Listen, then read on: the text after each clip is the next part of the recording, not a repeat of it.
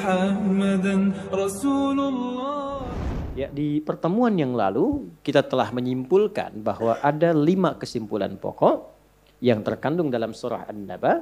Kesimpulan pertama telah kita bahas di pertemuan yang lalu untuk meyakini sepenuhnya ya tentang segala ketentuan, pedoman dan kebenaran yang terkandung dalam Al-Quran serta komitmen untuk menjalankannya. Sekarang kita masuk pada bagian yang kedua.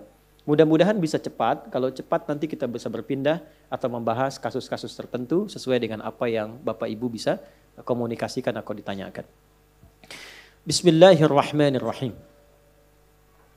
Poin kedua dari kajian surah An-Naba berupa kesimpulan yang bisa kita dapatkan untuk diamalkan dalam kehidupan. Poin kedua, isyarat dalam Al-Quran.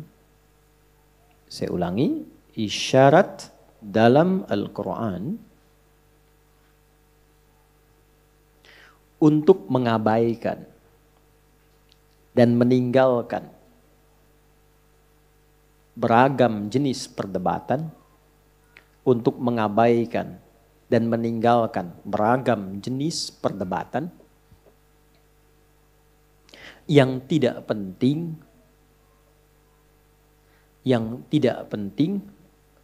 dan hampa argumen. Yang tidak penting dan hampa argumen. Sudah? Ini bagian keduanya. Karena ayat ini diturunkan untuk merespon orang-orang yang senang berdebat, tapi debatnya pepesan kosong. Gak ada isinya.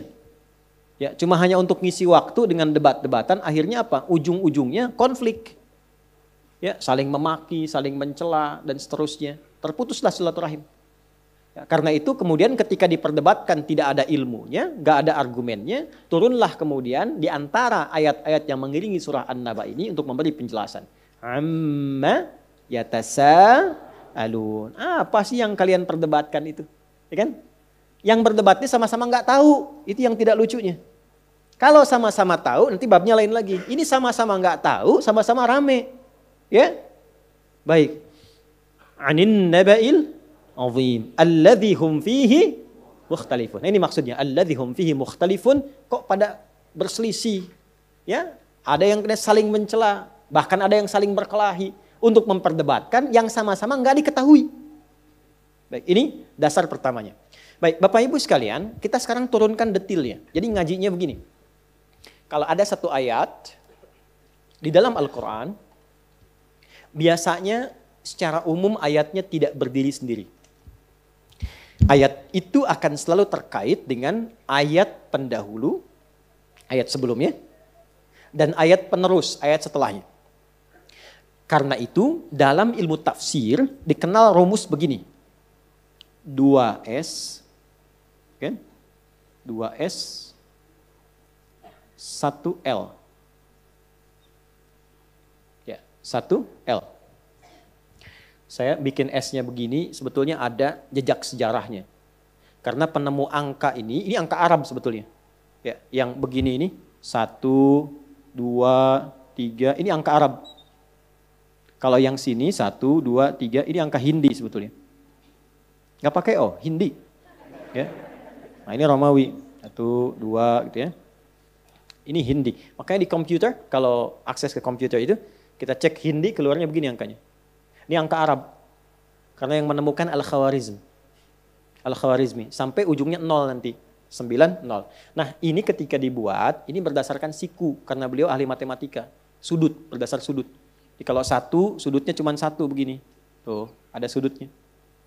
2 dibikin sudut begini. Tuh, sudutnya 1, 2. Demikian 3. 3 itu dulu begini. Tuh, 1, ya kan? Nah, kemudian 2, 3, sudut. Terus sampai 9 itu bentuknya sudut. Ya, baru nanti yang nggak ada sudutnya itulah 0. Semuanya bulat. Dan angka 0 ini yang paling menentukan. Ya, karena kita bukan belajar matematika, kita kembali ke sini. Nah, di sekolah kami ngajinya begitu, bahas sampai ke akarnya gitu ya. Nah ini 2S, 1L. S pertama disebut dengan siyak namanya. Siyak. S begini. Siyak. siyak ini adalah ayat yang sedang dikaji. Misal kita bahas An-Naba misalnya ayat yang ketiga. Alladzi hum fihi mukhtalifun. An-Naba surah 78 ayat 3 misalnya begini. Nah ini siyaknya. Nah untuk memahami ini nggak bisa mengartikan tunggal. Lihat terjemah langsung paham, tidak. Ini harus dilihat dulu apa kaitan dengan ayat sebelumnya. Lihat korelasinya. Dengan ayat kedua, dengan ayat ke-1, terus dengan surah sebelumnya sampai ke Al-Fatihah. Nah penelusuran untuk memahami ini sampai ke awal ayat Quran itu disebut dengan sibak namanya. Sibak. Beda titik satu aja. Sibak. Makanya tidak mudah untuk memahami tafsir Quran. Karena itu mazhabnya kalau belum paham, melihatlah para ulama yang punya sanad dalam menafsirkan. Ya, karena tersambung, ini tafsir aja kita tuh nyambung ke Nabi Bu, Pak. Menafsirkan Quran itu nggak bisa sembarangan, nyambung ke Nabi sanadnya. Diberikan petunjuk itu. Sampai nanti ada juga itu paket atau pakem pengetahuannya, sampai jadi pengetahuan, sampai jadi disiplin ilmu itu pendalaman. Kesimpulan ini karakternya. Jadilah kemudian disiplin ilmu. Itu ketika ada disiplin ilmu, itu ada aturannya. Begini cara memahaminya, ini pakemnya. Jadi nggak bisa sembarangan. Ini menunjukkan kebenaran ajaran Islam dan kesungguhan serta ketelitian dalam memahaminya. Jadi kalau bukan yang Allah tetapkan, rekayasa manusia, itu bisa macam-macam. Orang bisa memahami apa saja. Makanya nggak bisa sembarangan. Nggak ada orang sembarangan bisa memahami ayat Quran. Versinya masing-masing nggak bisa. Kalau tidak nanti semua orang bisa bicara. Semua punya versinya. Ya, ntar besok-besok ada yang sholat pakai bahasa Sunda. Ya kan? Ya. Allah anu agung, takbir tuh. Betawi Tuhan gua gede, kan? Versinya banyak. Gitu. Tapi untuk mengikat itu ada disiplin ilmunya. Ini menunjukkan kebenaran dalam Islam. Silahkan cek. Kalau mau yakin tentang kebenaran Islam boleh dikomparasikan. Coba cek ibadah misalnya di keyakinan lain. Silahkan dilihat. Untuk meyakinkan. Dan saat yakin pun tidak mencela. Tidak mencela, tapi mendoakan. Diskusi, nanti ada babnya lagi. Nah setelah ini dikaitkan dengan yang sebelumnya dilihat, maka dilihat juga dengan yang setelahnya. Apa kaitannya sampai ke An-Nas? Ya, sampai ke surat An-Nas. Surah paling favorit bagi muslim di muka bumi. Nah kaitan dengan setelahnya itu disebut lihaq namanya. Lihaq. Ini, lihaq. Ini sibak, ini lihaq, tengah-tengah siyak. Karena ini S dan ini S, maka disebut 2S. Ini L, lam, 1L. Itu rumusnya, 2S, 1L. Jadi kalau ingin bisa memahami Quran dengan baik, maka Anda harus paham isi Quran dari awal sampai akhir. Kalau belum paham, lihat para penafsir, cari kitab yang tersambung, riwayatnya sampai ke Nabi Sallallahu Alaihi Wasallam. Itulah sebabnya muncul kitab-kitab tafsir, dan kitab tafsir pun ada yang muktabar namanya. Muktabar itu yang sudah sesuai standar dengan disiplin ilmunya. Karena nggak boleh sembarangan orang menafsirkan. Jelas sampai sini? Nah, karena yang kita bahas itu tentang larangan ya untuk banyak berdebat atau memperdebatkan sesuatu yang tidak ada esensinya atau tanpa argumentasi. Nah, yang disebut dengan tadi mukhtalifun itu, praktek dari mukhtalifun itu disebut dengan jidal namanya. Ya, jidal. Kemudian sifat akar awalnya disebut dengan jadalun. Sudah? Kalau ada dua orang yang saling kemudian, maaf ya, berselisihnya bukan cuma berselisih biasa, tapi sampai berdebat, kadang-kadang ada mau kontak fisik dan sebagainya, maka ditambahkan alif di tengahnya. Ya, dari kata jadala tambah alif di tengah-tengah jadi jadala, yujadilu. Kalau sifat perbuatannya mujadalah. Maka ada surah ke-58 surah Al-Mujadalah. Pernah tahu itu ya? Baik. Ini saya keluarkan dulu. Jadi yang di sini ini sifat umumnya alladzi hum fihi ketika masuk pada prakteknya disebut dengan jidal. Nah, semua kata dalam Quran yang terkait dengan jidal, dengan semua turunan katanya. Kalau dalam bahasa Indonesia itu derivasinya, turunan katanya, ya, atau sorofnya, itu ditemukan di 25 tempat. Ada 25 turunan dari kata jidal. Ya, tujadil, yujadil, jadilhum dan turunannya itu ditemukan di 25 tempat. 25 ayat.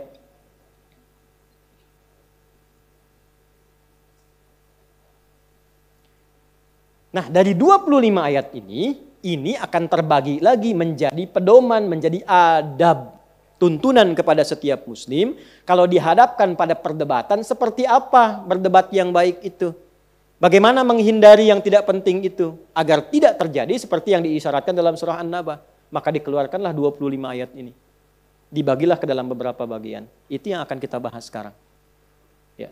Jadi kita dapatkan inti pokok di An-Naba, detailnya kita temukan di 25 tempat. Ya. Itu namanya tafsir Quran bil Quran.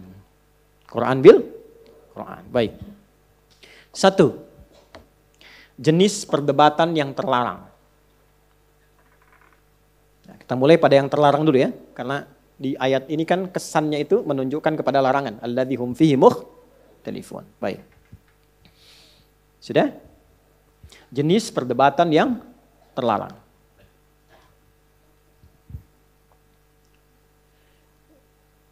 Satu, berselisih, berdebat untuk mendapatkan yang baik, tapi dengan cara yang salah. Nah, berselisih, berdebat untuk mendapatkan yang baik, tapi dengan cara yang salah. Awas, kalau sudah ada begini pasti terjadi. Dan contoh apa contoh? Ayo, angkat tangan boleh. 100.000. Contohnya pakai Quran saja, pakai Quran. Ini kalimat jidal pertama yang ada dalam Al-Quran. Quran surah 2 Al-Baqarah ayat 197. Karena ini baru musim haji, kita contohkan di ayat haji. Quran surah 2 Al-Baqarah ayat 197. Ada paling kanan sebelah atas di mushaf. Al-hajju ashhurun ma'lumat. Faman farada fihinna al-hajja fala rafatha wala fusuqa wala jidala fil hajj. Wa ma taf'alu min khairi ya'lamhu Allah wa tazawwadu fa inna khairaz zadi taqwa wattaquni ya lil albab. Ada kata jidal di situ? Baik. Haji itu dipersiapkan dari waktu-waktu yang sudah viral, diketahui waktunya. Jangan berangkat pas mepet-mepet mau wukuf. Nanti susah di jalan, wukuf nggak kebagian tenda. Ya, jadi dari dulu itu orang sudah paham, dari sejak bulan Syawal sudah siap-siap. Makanya ada kloter-kloter di kita pun sekarang. Nah, kalau sudah siap, faman farada fihinnal hajja, kalau sudah siap, ya, bahkan sudah tiba di sana, sudah persiapan, maka kondisikan hati sebelum puncak haji menjadi baik. Sikap yang baik, hati yang baik, sehingga nanti saat mulai puncak haji wukuf sudah baik. Jangan banyak belanja. Perbaiki diri, mumpung sudah di sana, belum tentu terpanggil. Karena haji itu bukan perkara miskin atau cukup, kaya atau cukup, bukan. Banyak kok yang kaya, yang gak berangkat. Padahal punya uang, mungkin saja dengan private jet bisa berangkat. Bisa ke tempat lain bisa pakai private jet, kenapa ke haji tidak? Ya kan? Belum tentu. Tapi bukan berarti ada potensi salah, tidak demikian. Mungkin ada sebab yang lain untuk menunjukkan ada panggilan di dalamnya. Dan keseriusan menjemput panggilan itu. Tapi poin saya bukan itu. Kalau sudah tiba di sana, maka kondisikan diri. Warming up dulu. Rajin ke masjid, perbaiki diri, banyak tilawah, banyak sholat. Supaya apa? Supaya gelombang-gelombang ketaatan yang ada dalam diri kita menyatu sepenuhnya. Begitu wukuf, sempurnalah keadaan spiritual kita. Jadi kalau doa itu khusyuk, istighfar itu enak, itu nggak mungkin bisa terjadi kalau nggak ada pendahuluan sebelumnya. Mustahil. Nah, kadang-kadang dalam pendahuluan itu orang pengen banyak berebut, masuklah ke Masjidil Haram. Tawaf kan? Nah, motivasi orang tawaf itu nggak semuanya tawaf biasa. Ada yang pengen cium Hajar Aswad. Mulailah terjadi jidal di sini. Coba lihat kan? Padahal kan nggak ada yang mogok. Kenapa dorong-dorongan? Ya kan? Menyungkurkan, menyingkirkan orang, pakai calo gitu kan? Dan macam-macam sebagainya. Untuk apa? Ingin sesuatu yang baik, tapi ditempuh dengan cara yang salah. Akhirnya ada yang mulai keinjak, keluarlah. Fala rafasa, jangan berkata kotor, keluar kotor. Rafas itu seakar dengan raus, kotoran hewan. Itu sindiran kadang-kadang tanpa kontrol, ya, yang bagus keluarlah kata-kata hewani. Kok bisa kosakata kebun Ragunan, itu kebun betang Ragunan dibawa sampai ke Masjidil Haram? Hah? Kok injak, dasar kamu ABC dan sebagainya. Saya nggak punya kata-katanya itu. Yang paling unik tuh begini, yang injak orang Afrika, yang marah orang Sunda. Dia marah pakai bahasa Sunda, ini jawab pakai bahasa Afrika. Jadi antara yang marah dengan yang dimarahi sama-sama nggak ngerti. Ya, yang ini nggak paham, itu tahu. Gitu kan? Jadi sama-sama nggak saling mengerti. Problem jadinya. Dan terjadilah jidal. Dan jangan jauh-jauh dibawa ke sana. Kadang-kadang antum pun menentukan tempat duduk itu begitu juga. Padahal sama-sama ingin mendapat yang baik kan? Saat pertama duduk ini kan? Saya sudah tandain itu. Kenapa Bapak ada di situ? Mana tandanya? Tuh tertulis nama saya tuh. Roni, kan? Mana? Tuh buka di balik karpet ternyata. Itulah sebabnya dalam masuk majelis ilmu pun ada adabnya. Ada. Imam Nawawi itu sampai bikin kitab. At-Tibyan fi adab hamalatil Quran. Kalau ingin cepat dapat ilmu, cepat paham, itu dari masuk pun ada adabnya. Ya, sekalipun nggak sampai masuk ke dalam, misalnya ada di luar, itu kalau mempraktekkan adab ini bisa lebih paham. Ya, karena esensinya itu keikhlasannya. Itu poinnya. Nah ini yang mau saya tekankan, ini adab yang pertama. Kalau disebutkan itu pasti terjadi. Maka adabnya bagaimana? Menghindar dan menjauhi. Menghindar dan menjauhi. Kalaupun kita mengharap sesuatu yang baik, tapi berpotensi ada perdebatan yang melukai, maka menghindar dari situ, menjauh dari situ, dengan tetap bermohon kebaikan kepada Allah. Perhatikan jawabannya. Jika kita mampu melakukan itu, walau tidak berada di tempatnya, Allah akan mengabulkan lebih cepat dari orang yang berada di tempatnya. Tahu Raudhah di Masjid Nabawi? Betapa banyak orang ingin masuk ke situ kan? Kita udah ngantri lama, sekarang kan ngantri kan? Pakai online, ngantri. Begitu masuk, cek, masuk tuh, ternyata penuh. Kebagian di belakang tiang. Kan tiang-tiang, kan? Tiang. Tiang dari sini ke sini. Yang ada yang sembunyi nggak mau keluar di sini nih. Sepaham itu tuh. Sini aja ngumpet sini gitu. Askar ke sini pura-pura gini lagi. Gitu. Kan sini nih biasanya nih kebanyakan. Nah, ini ada tiang-tiang di sini. Penuh. Ini kita selalu share dengan teman-teman yang umrah, yang haji juga. Kalau sudah merasa penuh di sini, biasanya saya menyampaikan begini kepada teman-teman. Coba lihat peluang, masih ada di area itu enggak? Walaupun enggak harus sholat. Biasanya paling gampang, cari tiang yang dekat sini, itu pasti ada space yang kosong. Ada. Berdiri aja sini, mohon minta. Ya, kan tidak dituntut sholat. Karena problemnya kebanyakan yang masuk ke situ pengen sholat.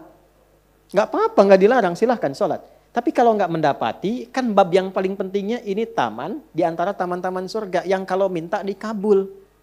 Kan enggak harus sholat. Kalau ada bagian tertentu yang kosong, masuk berdoa. Cuma sekarang ini pun penuh, enggak bisa ke sini. Jangan berdebat untuk mengeluarkan orang dari dalam. Apalagi sampai udah tahu di sini penuh, masih melangkah. Ya, yang ini berdoa, yang ini sujud. Sholat enggak enak, minta enggak khusyuk. Ya, belum selesai minta datang askar. Ya kan? Sudah, haji. Saya bukan haji, saya Abdul. Ini, tuh. Caranya bagaimana? Tarik ke belakang. Duduk aja sini. Salat di sini, minta di sini. Mohon sama Allah. Ya Allah, Kau perintahkan aku ke sini lewat Rasulmu, aku datang. Kau perintahkan untuk bermohon, aku bermohon. Ya Allah, sungguh banyak di antara hamba-Mu yang Kau berikan kemuliaan hadir di area itu. Maka mohon kabulkan doa-doa mereka ya Allah. Jangan sia-siakan air mata mereka. Dan betapa Engkau mengetahui hamba pun ingin berada di dalamnya. Maka mohon ya Allah, seperti Engkau kabulkan doa mereka, kabulkan pula doa hamba yang Engkau maha mengetahui sebelum hamba mohonkan. Demi Allah saya katakan, kalimat itu bisa mengguncang aras lebih cepat 2 kali dibandingkan dengan di dalam. Dan terkabul. Saya berani mengatakan karena setiap kesempatan mendapati itu saya lakukan. Sama kasusnya dengan multazam. Teman-teman yang pernah umrah dengan saya pasti tahu. Kalau saya tawaf itu kan selalu saya dekatin kan. Sini, di sini. Kalau nggak dapat, sudah jangan. Ke belakang, tarik ke belakang. Biarkan yang di depan mendapatkan bagiannya, kita dari belakang memohon sejurus dengan ini. Dan ternyata terkabul. Gitu. Jadi kadang, bukan merelakan, tapi menempatkan sesuai dengan fikihnya. Karena Quran yang bicara, Quran yang minta. Jangan lakukan, jangan berdebat. Esensinya kan dikabulkan. Karena tujuan meminta itu untuk ketaatannya, bukan mengkultuskan tempatnya. Makanya Umar kan komennya demikian, kalau bukan karena Rasul perintahkan, gak akan kucium batu ini. Gitu kan? Bukan itu poinnya, karena diperintahkan kita masuk. Nah perintahnya kalau begini jangan berdebat, mundur, minta, mohonkan. Intinya kan dikabulkan. Cuman problemnya orang kesana sekarang bukan mintanya, update statusnya. Ceklik berjuang mendekati Hajar Aswad.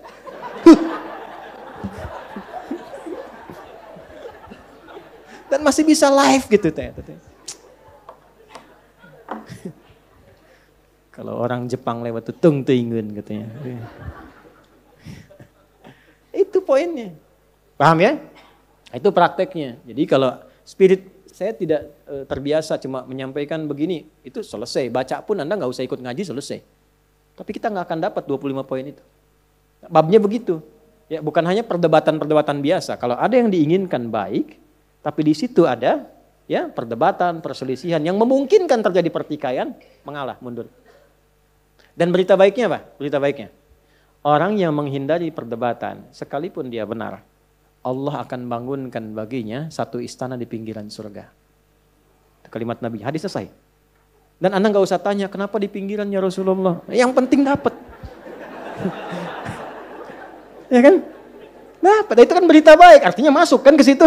Iya kan? Ya masuk aja belum jelas gitu kan? Yang penting dapat. Dapat. Orang banyak nanya sekarang ini, subuh 2 rakaat masih ditanya. Kenapa subuh harus 2 rakaat? Itu aja ente terlambat Joni. Ya kan? Balik sini, sudah paham ya? Nah, kalau sudah paham praktekan. Ya, masuk majelis ilmu penuh, jangan maksa, nggak usah diterobos. Nggak usah. Agak geser, tenang, pelan-pelan. Nah yang di dalam kalau merasa masih luas, kasih space. Itu dapat pahala dari Allah. Dinaikkan derajatnya. Tapi kalau sudah penuh jangan dipaksa. Samping, ya kan? Tapi Ustaz suaranya nggak jelas, kasih tahu panitia. Pelan-pelan. Alhamdulillah sekarang bisa direkam kan? Diulang, dilihat. Itu kalau kita bisa lakukan, mohon kebaikan, dapatnya bisa lebih banyak. Jelas? 1 ya. 2. Kita masih pada yang dilarang ya. Contoh kedua. Awas, dan ini pun banyak terjadi. Berdebat, berselisih untuk membela perbuatan salah. Jangan dilakukan. Ini di An-Nisa ayat ke-107. Wala tujadil 'anil ladzina yakhtanuna anfusahum. Dah? Nah, biasanya yang begini ini orang munafik. Ini ciri khas karena ini sedang menerangkan tentang sifat nifak. Ya, jadi kalau ada orang salah, terus dibela. Nah, lawan diskusinya orang benar. Sudah ada orang benar, menerangkan yang benarnya, malah dicari-cari untuk lawannya. Ya, dicari argumentasi supaya seakan-akan ini ada pembanding. Ini benar kok, benar dipertahankan. Itu sesuatu yang salah. Itu dilarang. Sengaja berdebat untuk melawan sesuatu yang benar, tapi membela yang salah. Contoh. Ini paling gampang, paling aktual. Tapi jangan dipotong videonya. Kamera turun.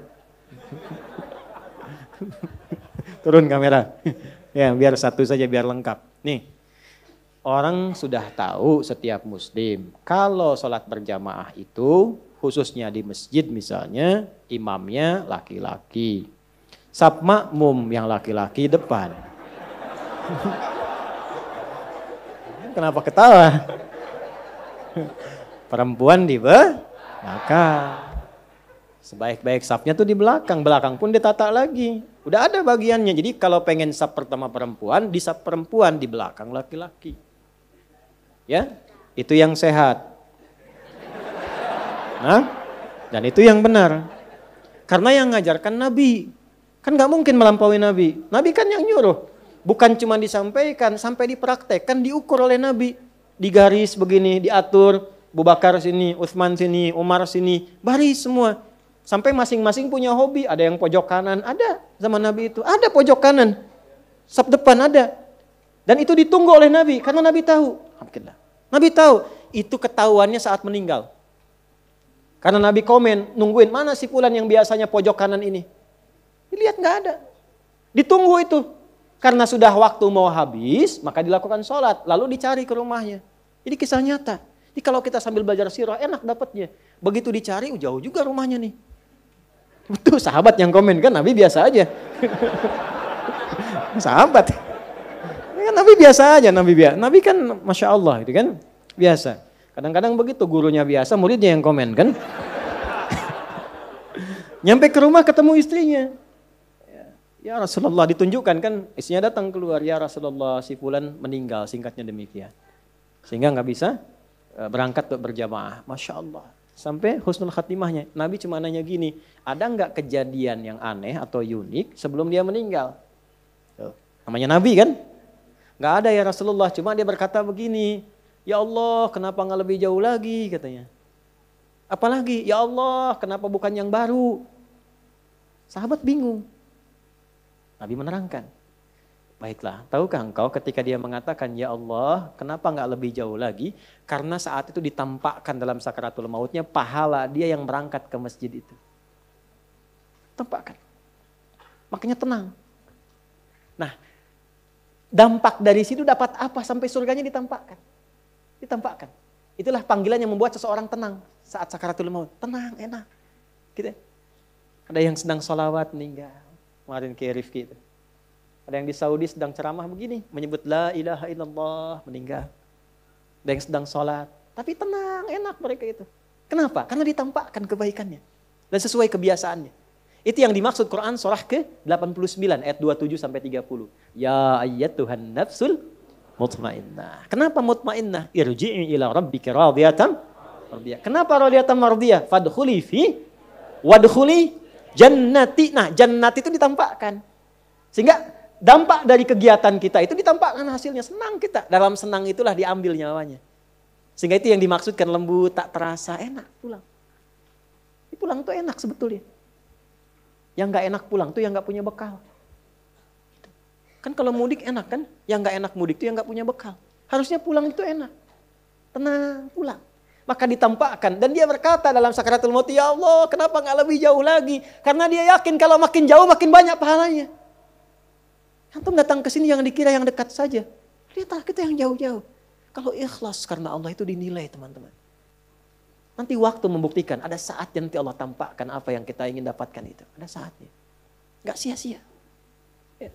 Lalu di perjalanan satu waktu. Ada seorang sedang kedinginan di musim dingin. Nah beliau ini memakai pakaian double. Yang baru yang di dalam, yang luar itu yang lama. Dibuka yang lama yang luarnya dipakaikan ke situ. Maka ditampakkan bagian pahala kebaikannya. Maka keluar di lisannya, ya Allah kenapa yang enggak baru saja ya. Menyesali dirinya, padahal menyesal dalam kebaikan. Kenapa yang enggak yang baru saja. Keluar itu. Maka itu tanda dari husnul khatimah.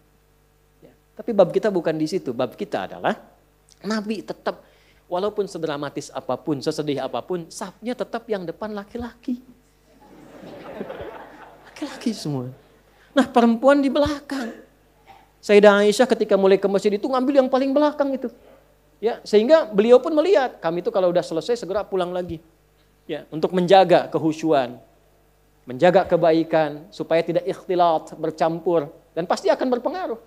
Makanya di awal-awal waktu saat baru-baru masuk Islam, saat ada perintah sholat, itu perempuan dilarang ya mendekat kepada laki-laki yang sedang sholat, apalagi lewat depan. Bisa dianggap batal. Kenapa? Karena sedang melatih syahwat di awal-awal masuk Islam. Ya, saking dipisahkannya supaya baik. Dan jangan dikira kalau ke belakang itu menunjukkan status perempuan rendah. Tidak, jangan ngarang sendiri. Tidak, bukan itu maksudnya. Ayo rekam tuh. Jangan dipotong ya. Justru ketika mematuhi Allah, tinggi statusnya. Jadi yang dilihat itu bukan safnya, kepatuhannya terhadap Allah dan Rasulnya. Begitu patuh, status naik. Nah patuh itu feedbacknya apa untuk kebaikannya. Supaya ini khusyuk, sana khusyuk, nilainya sama. Justru kalau ibu maju ke sini maksa, nilainya jadi salah. Yang tadi benar, jadi begitu maju safnya, ya Bahkan bersandingan, nih laki-laki, ini perempuan, laki-laki, perempuan. Imam laki-laki, kadang perempuan, laki-laki, perempuan. So, kan? Ganti-ganti, jadi nggak jelas. Akhirnya apa yang terjadi? Satu, menyalahi aturan. Yang kedua, menyalahi hikmah. Kalau sudah menyalahi aturan dan hikmah, pasti kontroversi. Kalau sudah kontroversi, pasti ada perdebatan. Kalau sudah ada perdebatan, tinggal dilihat masuk babnya mana. Nah, biasanya kalau sudah salah, Allah kirim orang baik untuk meluruskan dengan cara yang baik. Ini berdasarkan ketentuan Nabi. Sepanjang kita Muslim, maka ini aturan bagi orang Islam. Sabnya begini, ininya begini. Tiba-tiba nggak ada angin, nggak ada hujan, nggak ada petir. Datang lagi sosok lain membela misalnya. Ini demi kesetaraan. Ada bab lain. Bab dari mana, Johan?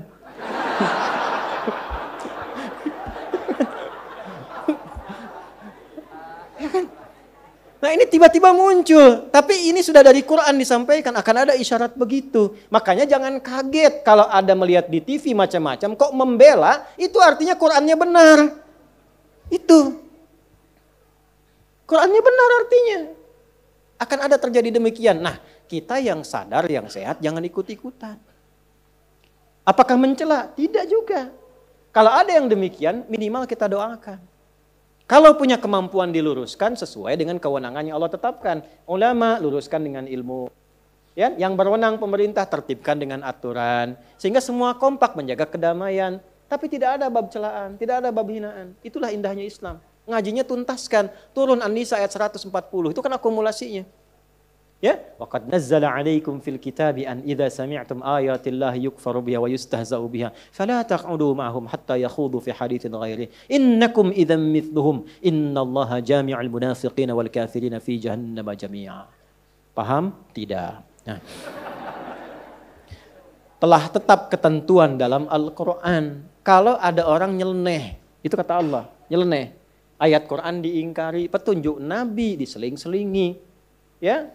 Bahkan sengaja, kadang-kadang menjadi olok-olok. Merasa benar mengolok-olok. Kalau terjadi yang demikian, jangan lakukan hal yang sama, kata Allah. Hindari, pertama jauhi. Jadi kalau ada tempat yang kurang sesuai, kontroversi, dilihat ternyata menyimpang, ya sudah jangan diikuti, jangan daftar, jangan masuk, jauhi dulu. Setelah itu apa? Ya, bahasa Qurannya indah supaya kamu nggak terpengaruh. Dan kalaupun ada perdebatan yang seperti tadi, tinggalkan, jangan disimak. Dengar yang baik-baiknya. Yang kontranya itu nggak usah disimak, buang-buang waktu. Akhirnya apa? Bikin sebal, malah keluarlah kata-kata yang kotor. Keluar itu. Apa kata Qurannya? Innakum idzam mithluhum. Kalau Anda juga mencela, ya sama aja Anda dengan mereka. Sama-sama tercela. Dan Islam tidak mengajarkan itu. Kita itu risalahnya kebaikan. Sekalipun mau lurus, dengan meluruskan dengan cara yang baik. Bukan dengan celaan. Seburuk-buruknya orang, kalau masih hidup tuh punya peluang untuk jadi baik. Allah memberi peluang, kenapa Anda yang bukan Tuhan menghambatnya? Maka minimal kita doakan. Minta kebaikan. Siapa tahu kan orang tumbuh itu dari lahir, dari tumbuh, sudah mendapati informasi itu. Ya kan? Yang bisa merubah itu doa kita, mohon kepada Allah. Allah yang berwenang untuk merubahnya. Jelas? Nah, adapun orang ini yang sengaja untuk berdebat, sengaja mempertahankan, kalau dia tidak tobat, maka dikelompokkan oleh Al-Quran ke dalam golongan munafik. Jadi orang munafik itu ciri khasnya senang-senang mendebat yang benar-benar. Membawa sesuatu yang penting kontroversi saja. Gitu. Kalau dia mengaku muslim, maka yang seperti itu pun kita hindari. Jelas sampai sini? Jadi nggak usah repot-repot direspon. Respon lagi, sehingga banyak status jadi nggak berkembang. Ujungnya apa? Cuman perdebatan, nggak ada isinya. Paham? Tuh, 2. Tidak pernah ada isi Quran kecuali pasti sesuai dengan keadaannya. Baru 2. 3. Sudah? Sudah? Oh ya sudah. Sudah. Sudah. Nah, yang ketiga kita ambil contoh saja yang lain. Ini kan bagian pertama tadi ya, perdebatan yang terlarang. Tadi kita simpulkan, bila ada yang jelas-jelas walaupun kelihatan baik, tapi memicu perdebatan, tinggalkan. Kalau kita sadar meninggalkan karena Allah, Nabi menjamin diberikan apresiasi, bahkan dibangunkan istana di pinggiran surga. Doa tetap terjawab. Yang kedua, yang jelas-jelas memang salah. Ya, tidak ada kebaikan di dalamnya, memang salah. Tapi dibela kesalahan itu sehingga menjadi perdebatan. Jangan ikut-ikutan, apalagi yang tidak paham. Sudah nggak paham, nggak ngerti, ya masuk ke situ rame aja. Kayak itu yang terjadi sekarang kan. Dan ruangnya lebih banyak karena medianya semakin berkembang. Ya, media sosial kan. Ya, si fulan yang sok, sana yang sial gitu. Dah, sini. Yang kedua adalah yang diperkenankan, diperbolehkan. Nah, ini berdebat bagaimana yang boleh. Berdebat seperti apa yang diperkenankan. Bahkan diperintahkan lagi. Diperintahkan. Ya Al-Quran. Masya Allah. Yuk kita ambil ayatnya dulu, nanti kita detilkan lagi. Ini ngaji gini enak nih. Ya. Quran surah ke-16. An-Nahl. Ayat 125. 125. Dah? Ud'u ila sabili rabbika bil hikmah wal mau'izatil hasanah wajadilhum billati hiya ahsan. Dah di situ. Ajaklah, dakwahilah, terangkanlah siapapun itu menuju jalan Rabbmu. Maksudnya menuju petunjuk Allah. Mau ngajarin orang gimana cara sholat yang benar, cara nyusun saf yang baik, ya kan? Bagaimana cara makan yang benar, cara belajar yang benar. Mau mengajari orang, ada 3 rumusnya. 1, bil hikmah. Hikmah. Hikmah itu paling singkatnya mengeluarkan ucapan dan tindakan yang sesuai dengan kadar objek. Sesuai dengan kadar objek. Misal, kan beda bicara ke orang tua dengan anak kecil. Ya kan? Anda ustadz, bagus. Tapi Anda ingin memberikan pencerahan kepada yang lebih tua, lebih sepuh, lebih dewasa. Jangan karena Anda ustadz kemudian tidak menghormati kedewasaan orang yang sedang mendengar. Maka disesuaikan. Sab mau disusun nih. Rapat. Terus. Kan di situ mungkin ada orang sepuh. Ada bapak-bapak belakang ibu. Keluarkan kalimat yang sesuai. Ya, walaupun yang disampaikan itu benar. Rapat Pak. Udah tua belum tahu juga nih. Nggak boleh. Masuk ya. Baik ya. Atau sebaliknya nanti kasusnya berbeda. Apa kasusnya? Rapat. Mau jawab aja sendiri. Terus yang paling menarik tuh begini. Yang ini rapat, ini ke sini. Rapat, sini kan? 1. Pak, mohon bisa dirapatkan. Udah jadi imam aja, nggak usah ngatur-ngatur. Saya ini udah di sini sebelum masjidnya berdiri. Ya? Mulai kan ya? Nah, gimana cara argumentasi yang baik sehingga tidak menyinggung? Wajadilhum billati hiya ahsan. Kalaupun ada ruang diskusi untuk menampilkan kebenaran, ini poinnya. Jadi motivasinya itu untuk menyampaikan kebenaran. Motivasinya menyampaikan informasi yang benar. Di dalam dunia pengajaran boleh berdiskusi. Guru dengan guru, guru dengan murid, boleh. Di level berdebat silahkan. Tapi Quran mengiringi dengan adab. Billati hiya ahsan. Jangan sekedar berdiskusi. Orang Islam tuh kalau berdiskusi ahsan, bukan hasan. Hasan itu biasa, baik. Ahsan itu yang terbaik. Bicara yang terbaik, bersikap yang terbaik. Jangan diskusi, betul memang benar dia, tapi caranya nggak benar. Menghardik, mencela, meninggikan suara, itu bukan ahsan. Ya.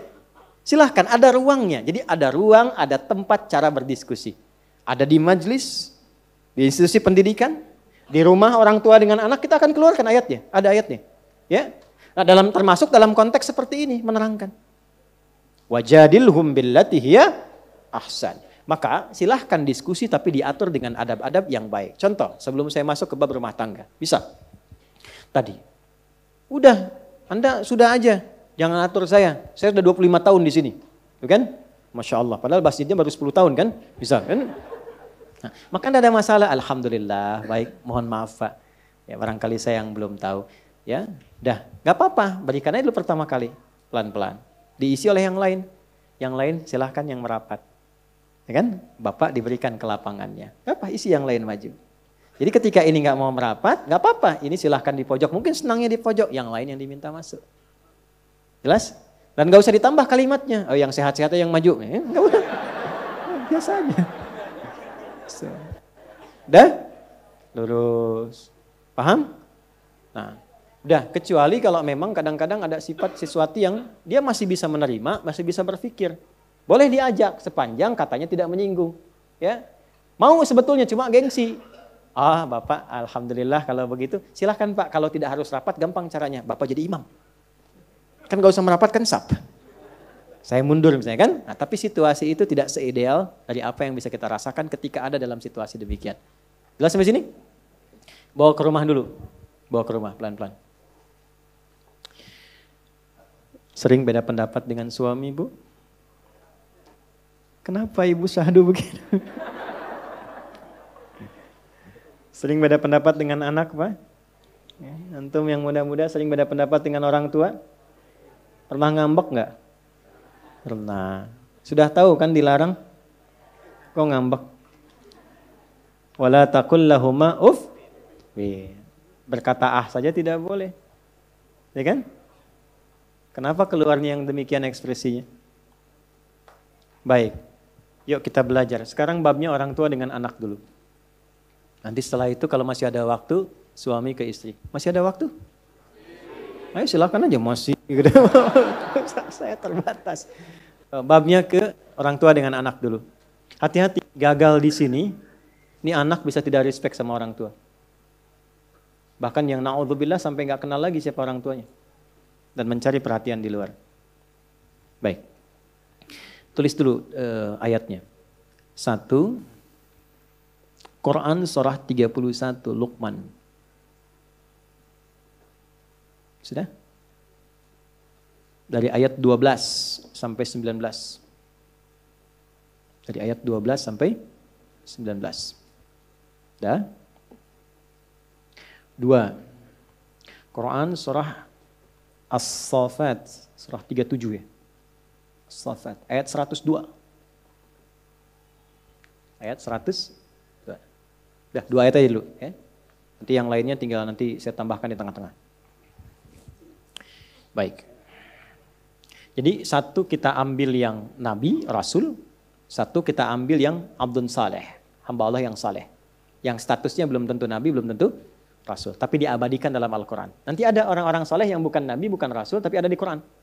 Yang salah aja banyak kan, Fir'aun ada kan? Ya kan? Ada kan, Abu Lahab juga ada kan? Maka orang biasa pun ada, termasuk Maryam dan sebagainya.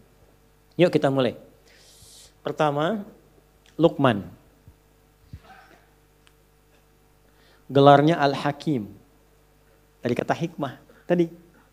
Ya, kembali ke tadi. Kenapa sebut Luqman Al-Hakim? Karena sikap dan sifat bijaknya. Jadi beliau itu ketika menasihati bijak, sehingga enak didengar. Tidak seperti menggurui kalau diperintahkan. Ya, tidak seperti marah-marah ketika mencegah. Enak keterimanya. Dan kalau diskusi pun argumentasinya meluluhkan. Bukan untuk mengalahkan. Itu yang luar biasa, sehingga sampai. Nah, Luqman ini, coba kalau saya tanya pada Bapak Ibu. Kira-kira tinggi besar atau pendek, Bu?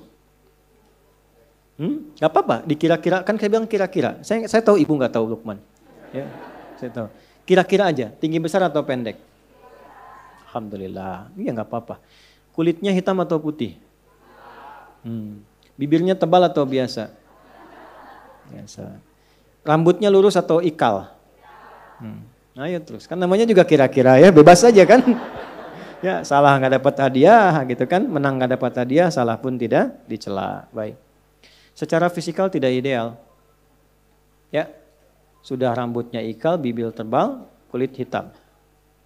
Tapi kalau Allah sudah berkehendak, dan di Ar-Rum itu sebelum pengantar ayat favorit ayat 21, dijelaskan dulu pada ayat sebelumnya.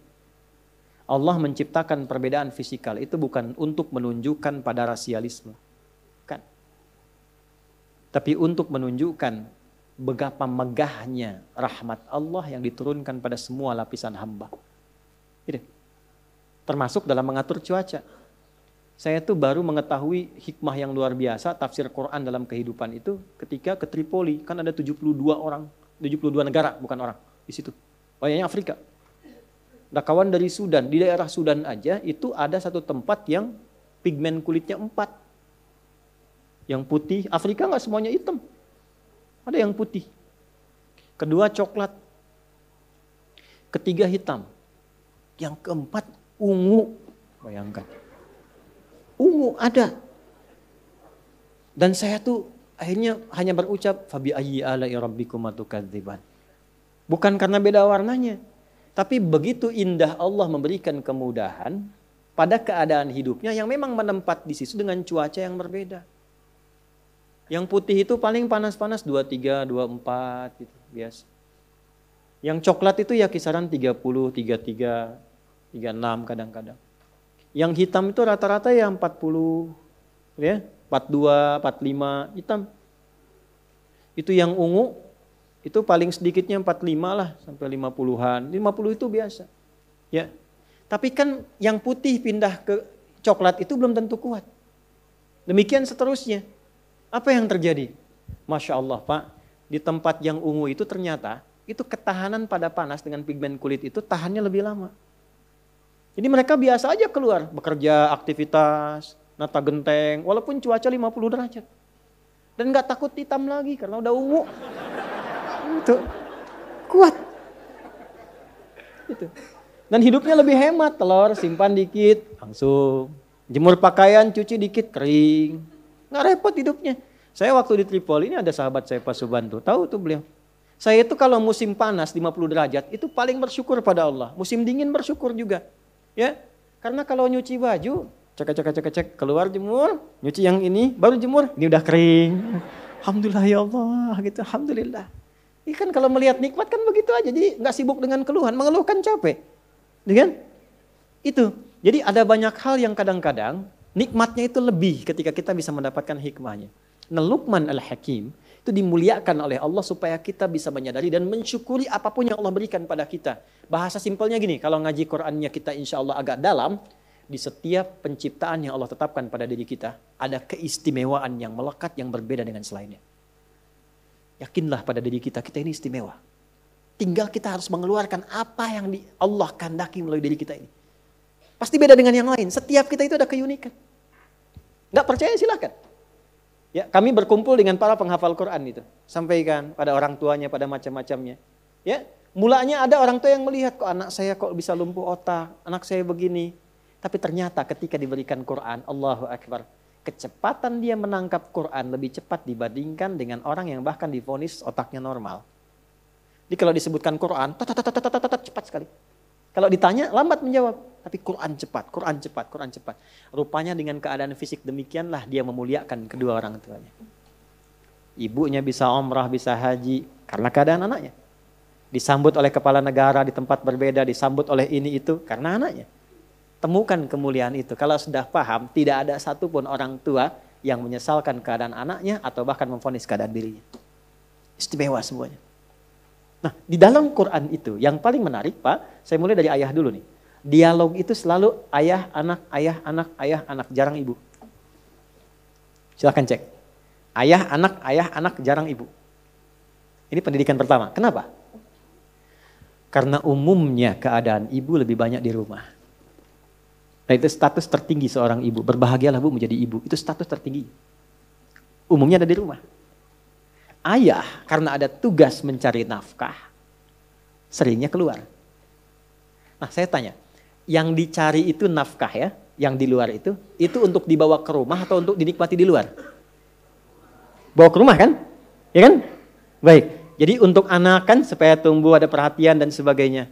Sekarang saya mau tanya pada Anda, dan tolong di dalam hati aja dengan jujur jawab dengan baik. Anda memilih mana? Sukses di kantor, tapi anak tidak kenal dengan Anda. Di luar Anda hebat. Wah, Pak Direktur luar biasa, pekerjaan hebat. Tapi anak gak kenal Anda. Yang Anda kirim itu cuma uang. Kayak mainan, jalan-jalan. Sehingga anak mencari pembuktian dan perhatian di luar rumah karena gak pernah kenal sosok ayahnya. Kalau anak itu tawuran, jangan dipukul Pak. Mungkin dia sedang mencari identitas karena dia gak dapat perhatian dari bapaknya. Anak yang narkoba, anak tiba-tiba keluar. Kenapa? Karena dia mencari. Dia butuh ayahnya. Itulah sebab dia kenapa dialog sering ayah dengan anak, ayah dengan anak. Bapak kalau mau cek, mana tas saya Pak? Ya. Ini Pak ya, ini saya bawa tas nih. Ini selalu saya bawa. Selalu saya bawa. Dalamnya ada ini. Ini gak pernah saya buang. Belum saya laminating. I love you Buya. 2 tahun bikin begini Pak. Anak 2 tahun. Ya. Ini baru 1 nih. Ada di tas lain. Aku sayang Buya. Buya adalah ayah terbaik yang Allah kirimkan untukku. Dan dia bikin itu untuk mengantarkan kita berangkat mengajar. Dan kadang dia tunggu kita sampai pulang. Hanya untuk menunggu ayahnya. Bukan ustadz yang dia inginkan. Bukan kiai. Dia hanya ingin ayahnya. Saya kalau pulang sampai rumah, belum pernah seujug-ujug saya dengar anak saya panggil buka pintu. Ustadz. Gak ada. Gak ada. Buya. Barusan dari Al-Azhar, cuma ngedrop kakaknya ikut tadi ke Al-Azhar. Saya ganti baju, udah telepon. Ahmad telepon. Buya di mana? Di absen. Buya di mana? Nah, Buya mengajar dulu ya ke Tanah Kusir. Oh ya, kakak di mana? Udah. Hati-hati ya Buya. Nanti pulang ditunggu. Cuman pengen ayahnya. Kok bisa? Antum katanya nyari harta buat ke rumah. Tapi pulang ke rumah kok yang di rumah dimarahi? Masalah antum di kantor. Antum tuh jadi manajer tuh di kantor. Direktur tuh di kantor. Bukan di rumah. Kok bisa pulang ke rumah anak sudah nunggu-nunggu. Sudah bikin karya macam-macam ke rumah. Ayah, diam kamu. Gak tahu ya ayah capek. Gak tahu. Sedih. Karyanya disimpan lagi. Ya? Makanya kenapa banyak dialog di situ dengan ayah. Untuk memberikan kesan keseimbangan dalam rumah tangga. Bu, kalau ayah sedang keluar, ibu ceritakan kebaikan ayah untuk anak. Supaya anak tahu ayahnya. Abi itu Masya Allah, itu untuk kakak nanti. Supaya punya mainan baru, pakaian yang bagus, bisa sekolah, kita bisa sholat jamaah. Makanya Abi sedang mendekat kepada Allah. Gitu. Supaya dia pun kenal Allah. Itu yang dimaksud Luqman. Wa idh qala Luqmanu libnihi wa huwa ya'idhuhu ya bunayya la tusyrik. Dekatkan dengan Allah. Kenalkan. Nah, poin saya adalah ketika sampai ke level, ini indah di Quran, ada psikologi tentang perkembangan anak. Jadi kalau saya lukiskan begini, dibagi 3 bagian. Dan kita akan ketemu tentang diskusi itu. Kita akan ketemu. Jadi ada level pertama, level kedua, level ketiga. Ini level pertumbuhan awal nih. Biasanya ini ada di rentang, ya di 0 atau 2 lah ya. Sampai dengan sekarang ke 7 atau 9 tahun. 7 tahun lah, saya ambil 7 dalam urutan hadis. Kan 7 tahun sudah mulai untuk sholat kan? Ya, diarahkan, ketat maksudnya. 10 tahun baru diberikan pendidikan yang agak lebih ketat lagi. Ini kalau kita temukan di Quran, di level-level ini, itu seringkali pendekatannya menggunakan bunayya. Terus dari anak nanti ke ayah, panggilannya itu selalu abati. Ya. Dah, singkat dulu. Bunai itu panggilan sayang. Tidak harus merubah panggilan jadi bunai. Ya, pulang dari sini, ya bunai, kakak. Ya. Bukan, bunai itu gambaran panggilan sayang dalam bahasa Arab. Maksudnya apa? Di rentang-rentang ini perbanyak sayang. Supaya gelombangnya terbangun. Rasa anak kepada kedua orang tua. Silahkan, mungkin beda-beda. Si pintar, cantik, ganteng, anak papa yang soleh, Masya Allah. Itu silahkan, itu bunai. Dari segi makna. Dan jangan diberikan dengan ciri hal fisik. Ya, nah gak usah saya contoh itu. Gak usah ya, kasih contoh. Singkatnya demikian. Paham? Nanti rentang usia selanjutnya mendekati awal baligh. Sekarang ini SD kelas 5. Udah SD tuh, dulu SMP tuh, sekarang ke SD. Ya. Saya perhatikan di anak-anak SD ini sekarang sudah mulai cepat balik ini. Cepat balik sekarang itu. Ada yang sudah mimpi, ada yang sudah macam-macam itu. Yang perempuan head itu di usia 9, kalau perempuan ya wajar lah. Laki-laki ini. Biasanya di rentang dulu usia 15 tahun dulu itu. Sekarang sudah mulai menurun. Nurun lebih cepat maksudnya. Kenapa? Karena akses dia sekarang ke media-media sosial lebih cepat. Lihat YouTube, ya. Nonton macam-macam. Pergaulan ketemu teman berubah ceritanya. Membentuk kemudian kematangan lebih cepat. Yang repot itu fisikalnya itu lebih cepat, tapi kematangan rasionalitasnya belum. Dan emosionalnya. Karena itu apa? Al-Quran sudah lebih memahami, karena kan Allah yang mencipta kita. Karena itu tetap di fase itu sayangnya ada, tapi dikurangi, tambahkan dengan perintah, dikombinasikan. Jadi kalau sudah level yang ke sini, ya 7 sampai ke puncak kematangan balik. Ya, misal dia di 16, 17 itu kan. Nah ini bunai ini sayang masih ada. Tapi dikombinasikan dengan perintah. Sudah? Supaya apa? Mengurangi sifat manjanya dan membentuk kemandirian awal. Kalau usia begini terus sayang, gak pernah ada perintah, nanti gak akan mau diperintahkan kecuali dinegosiasikan dengan keinginan. Manja nanti. Ya, mulai diatur. Buang sampah, antarkan teh, mulai nyapu sebagian-sebagian. Ya? Jelas? Ini pelan-pelan ya. Nanti kita turunkan ayatnya. Kita turunkan. Nanti kita lihat feedbacknya bagaimana dari anak kepada orang tua. Yang terakhir, ini dia. Ketika muncul pada fase kematangan. SMA biasanya. Ya. Yang di sini perintah itu bukan diterima lagi, tapi sudah mulai didialogkan. Udah jawab Pak? Ya, udah jawab. Ayo bangun, jangan terlambat ke masjid. Bapaknya nggak ke masjid. Nah, kan? Ya. Nah, itu airnya jangan boros-boros. Itu mama tuh nyuci keran aja airnya nggak ditutup. Udah jawab. Ya, udah jawab ya. Nah, ini yang dimaksud jidal di sini. Bagaimana cara berargumentasinya supaya saat berargumentasi itu stepnya masuk. Idealnya dari tahap pertama itu terikuti. Nanti kalau tahap pertama itu terikuti, perhatian ada, nggak apa-apa kalaupun luar kota, telepon, video call, tanya kabar, sayang-sayangnya masih masuk, gitu kan? Kalau itu bisa dilakukan, nanti feedbacknya dari anak itu pasti ada perhatian. Ini yang menjadikan Ismail alaihissalam, walaupun belum balik, ini belum balik nih. Tapi ketika melihat ayahnya sedang ada beban kerja, dia memaksakan diri untuk membantu. Walaupun kadang ayah menyadari itu bukan porsinya, tapi itu kesenangan luar biasa. Karena ada tanda dari anak memperhatikan kepada ayah. Itu yang dimaksud Al-Baqarah ayat 127. Wa idh yarfa'u Ibrahimul qawa'ida minal baiti wa Ismail. Ya, ingat tuh. Itu ingat, pahami, pelajari. Bahasa kitanya begini, pernah belajar enggak tentang kisah ini? Coba deh ingat-ingat itu. Ya, kisah apa itu? Nabi Ibrahim ketika diperintahkan meninggikan kembali pondasi Ka'bah, ini ada pondasinya, saat hancur bangunan atasnya terkena banjir besar di masa Nabi Nuh alaihissalam. Tinggal pondasi. Maka Nabi Ibrahim diperintahkan, tinggikan kembali supaya terlihat wujudnya.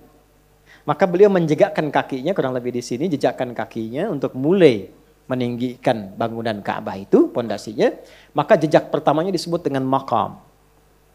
Ya. Makanya kan di sini ada tapak kaki kan, makam Ibrahim. Ya, yang belum haji umrah insyaallah disegerakan ya. Ya. Ini di sini ada tapak kakinya nih. Nah, ini makam. Itu ada di Quran surah kedua ayat 125. Wa idz ja'alnal baita mathabatan lin-nasi wa amna wattakhidhu mim maqami Ibrahim musalla. Nanti ada makamnya Nabi Ibrahim, ada makamnya Nabi Nuh. Makamnya Nabi Nuh di Quran surah ke-10 ayat 71. Ya. Sini dulu. Ini makamnya. Nah, yang ditugaskan itu Nabi Ibrahim. Tapi yang menarik begini. Saya ilustrasikan dulu. Kalau ada pekerjaan dikerjakan oleh dua orang. Kalau pekerjanya, subjeknya disebutkan bersamaan beriringan. Misal, ini Ibrahim, ini Ismail. Disebutkan bersamaan, nggak dipisah. Wa idh, ini di luar Quran ya. Wa idh yarfa'u Ibrahimu wa Ismailu. Bersanding. Ini artinya porsi kerjanya sama. Bebannya sama. Tapi kalau ada yang pertama diawalkan, yang kedua diakhirkan, diselang dulu dengan pekerjaan, baru muncul yang kedua. Itu tandanya pekerjaan itu sebetulnya hanya untuk yang pertama, yang kedua itu membantu saja. Kembali ke ayat Al-Baqarah 127. Wa idh yarfa'u Ibrahimul qawa'ida minal bait. Pekerjaan ini memang hanya untuk Ibrahim alaihissalam. Tapi anaknya yang masih kecil, belum balik, lihat dari belakang. Ini bapak yang suka nengok, mainnya sama siapa, masih bercanda, masih melihat. Padahal Nabi Ibrahim itu tugasnya di Palestina. Anaknya Ismail alaihissalam di mana? Di Mekah. Jaraknya luar biasa. Masih sempat nengok, Pak, mainnya dengan siapa? Tuh. Dan nanti pun mau menikah pun masih tahu tuh siapa calonnya. Dengan siapa menikahnya. Karena perhatian tuh begitu tinggi, maka terjadilah feedback dari anak. Melihat bapak sedang menjalani satu beban, terlihat. Tiba-tiba anak itu bawa batu. Di sisi yang lain, dari sini datang. Bahasa kita, Pak, boleh nggak aku bantu? Bawa batu. Disusun-susun, batu bahasa Arabnya hajar. Kan? Kalau dia disusun menjadi sekat satu bagian disebut hijrah. Kalau jadi ruang disebut hujrah. Maka datang lewat bagian sini membentuk sebagian dari sini. Maka area ini sampai sekarang disebut Hijr Ismail. Itu saat bawa batu masih kecil. Kok bisa ngasih perhatian? Karena ayahnya punya perhatian kepada anak. Sekalipun tempat tugasnya jauh. Jadi kalau sedang pulang, ayah nyapu, anak menikmati. Ya? Ayah yang bawa mobil, anak yang pakai mobil, ayah yang isi bensin. Anak yang pakai, ayah yang nyuci, anak yang menikmati, ayah yang nyuci mobil, anak yang videoin, kirimin ke TikTok. Ayah yang sempurna. Iya, situ yang tidak sopan. Nah, sekarang ibunya marah, anaknya yang ngerekam. Ya kan? Coba dicek. Nah, kalau menemukan yang demikian, jangan marah dulu. Istighfar dulu. Istighfar. Mungkin itu dampak dari kurang perhatiannya selama ini sehingga anak sebetulnya bukan ingin marah. Ingin mencari perhatian, menunggu sayang yang telah lama hilang. Jelas? Puncaknya apa? Nih pada dialog, kita akan langsung turun ke bagian bawah. Kalau ini stepnya berjalan bagus, tingkat tertingginya mudah. Tapi kalau ini hilang, maka setidaknya kalau dia sudah dewasa, beri dia kesempatan untuk mengeluarkan argumentasinya. Jangan terus dipotong. Turunkan perintahnya, beri kesempatan untuk berargumentasi. Pindah ke surah As-Saffat, alhamdulillah. Ayat 102, kita berada di situ saja dulu. Sebetulnya sampai 109, tapi saya batasi 102-nya. Sudah? Baik. Di sini, Ismail alaihissalam sudah balik. Falamma balagha ma'ahu sa'ya. Tatkala Ismailnya sudah balik. Oh. Dan sudah matang cara berpikirnya. Maka apa yang dikatakan Nabi Ibrahim? Perkaranya sederhana. Beliau mimpi menyembelih anaknya. Ya. Mimpi menyembelih anak. Nabi Ibrahim Nabi bukan? Nabi. Rasul bukan? Saya mau tanya. Kalau mimpi Nabi itu benar tidak? Benar. Makanya kita punya bab mimpi. Nabi Yusuf mimpi, benar. Nabi Muhammad mimpi, benar. Nabi Ibrahim mimpi, benar tidak? Kan gampang. Statusnya Nabi, Rasul, anaknya soleh, apa aja diikutin gitu kan? Nabi, gampang. Tapi saya belum pernah dengar kisah begini. Ibrahim keluar pagi-pagi, Ismail. Ya, ya, sini. Kenapa? Siap-siap. Mana? Sembelih. Gak ada. Tenang aja, lancar nih. Tenang, ayo cepat siap-siap. Gak ada begitu. Yang ada apa? Hah? Turun, duduk berdua. Ya bunayya, sayangnya masih muncul. Nah, demi sayang papa kenanda. Ibu, begitu. Ya bunayya, demi sayang papa kenanda. Inni ara fil manami anni adzbahuka fanzur madza tara. Papa itu memang dapat tugas, tapi semalam mimpi menyembelih Ananda. Gimana pendapat Ananda? Pendapatnya bagaimana? Diminta pendapat. Biasanya kan anak ke orang tua kan? Tapi nanti ada masanya, anak itu senang diminta pendapat oleh bapaknya. Walaupun kadang-kadang itu nggak penting. Ya, nah kita mau ada acara gini, menurut kakak bagaimana? Menurut adik bagaimana? Itu top itu. Senang biasanya, keluarlah pendapat itu. Diskusi akhirnya. Maka apa kata anaknya? Ketika anak dihargai dengan pola diskusi demikian, maka keluarlah kepatuhan. Bapak manggil bunai, anak manggil abati. Ada abi, ada buya, ada abati. Abi panggilan hormat, buya panggilan sayang. Abati gabungan buya dan abi, hormat dan sayang. Ya, saya anak-anak masih kecil panggil buya untuk mendekatkan sayang. Sayang. Abi itu hormat.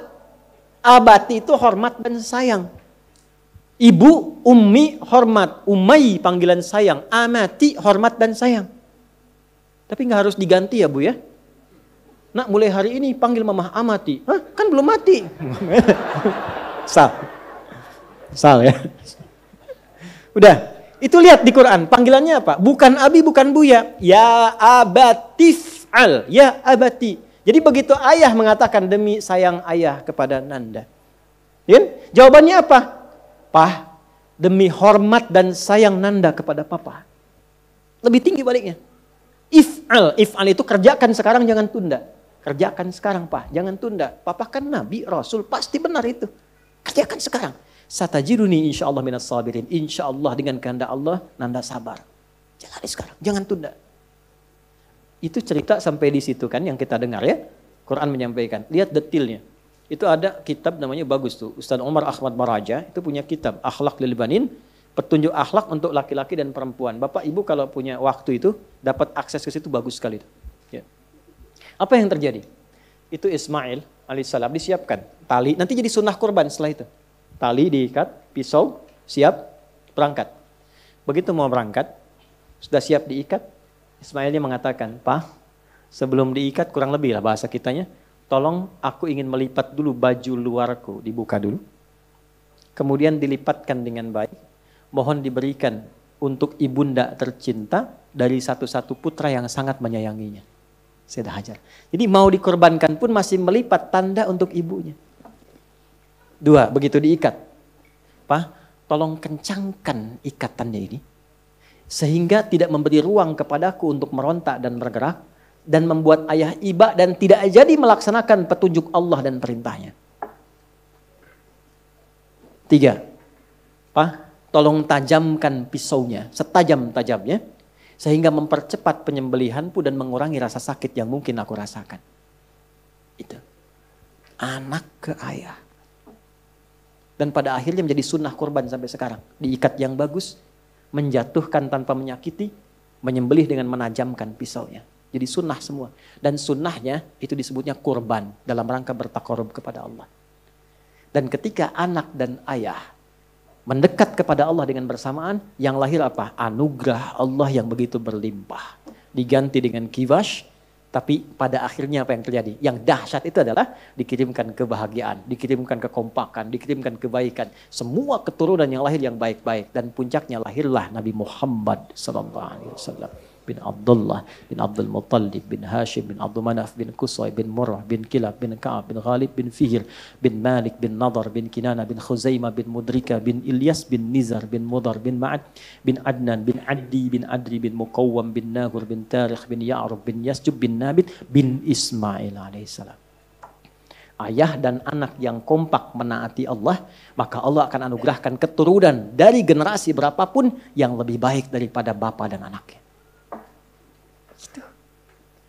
Jadi kompak dengan orang tua itu jangan malu, walaupun antum sudah dewasa. Taati Allah bersama-sama, ke masjid bareng-bareng, murojaah bareng-bareng, saling mendoakan. Itu nanti anak antum ke depan dirawat oleh Allah, dijaga, dan akan lahir seorang sosok yang lebih baik daripada antum dan bapak antum. Itu sudah hikmah. Coba lihat. Ya, Imran nikah dengan Hanna, lahir siapa? Maryam. Maryam itu lebih baik daripada ibu dan bapaknya. Tapi Maryam melahirkan siapa? Isa. Isa lebih baik daripada ibu dan bapak dan ibunya lagi ke atas. Kakek dan neneknya. Selalu begitu.